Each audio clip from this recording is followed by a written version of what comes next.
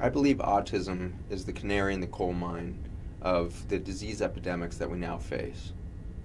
Just as the coal miners used to bring those birds down into the mines with them to warn them of the rising toxicity in these environments, these children among us that are now being very early in their life inflicted with a significant neurologic injury are a sign of toxicity rising in our ecosystem.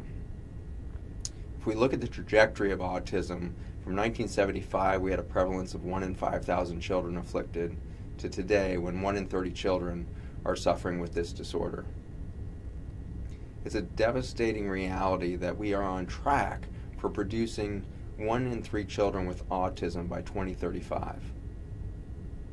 If you stop and think about it, if that was the only disease we faced as a nation, we would become bankrupt through the support of that one disease condition over the next 16 years. If you then couple that with our cancer rates, our mood disorders, the Parkinson's, Alzheimer's, and all the other neurologic conditions of our geriatric population, you realize that we are really on the brink of collapse as a nation from this overwhelming cost and loss of productivity from these chronic diseases. But for the autistic generation, I have to believe that we are also seeing a huge opportunity. When you get to sit with children who are recovering from autism, when properly supported, we see their health and metabolism improving, we see their neurologic function stabilizing. These children remain very special throughout that process. Their brains are forever wired differently than those of us who did not receive such an injury. The brilliance that we see in these children, the saint-like patience and insights and poignant understandings of the singularity between humans around one another is so evident in these children.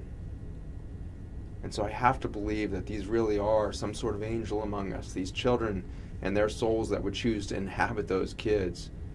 If they would be on this journey to show us something critical, it is that we have so toxified our environment that we are eliminating not only the species that have already gone extinct, but our own species now facing that potent endpoint of extinction over the next 70 years at current trajectory. And so the children rise among us. And it's my hope that if we come together as a community, scientifically, medically, and as consumers ourselves, to understand our relationship to the toxicity and the solutions at hand for these children, we will, in so doing, uncover a future for our species, not just those autistic kids among us. And so I honor you if you are a mother or a parent of autism for your journey. There's few more difficult than I've ever seen than the emotional journey of being so isolated often in this effort to help your child through their challenges and moments of suffering to find their peace, their purpose, and their real opportunity to transform our species. So my hats off to all of you, and I appreciate your opportunity to participate with this greater community around us to change the way we see the world, to change the way we live our lives for a better future for our planet and perhaps even for our species.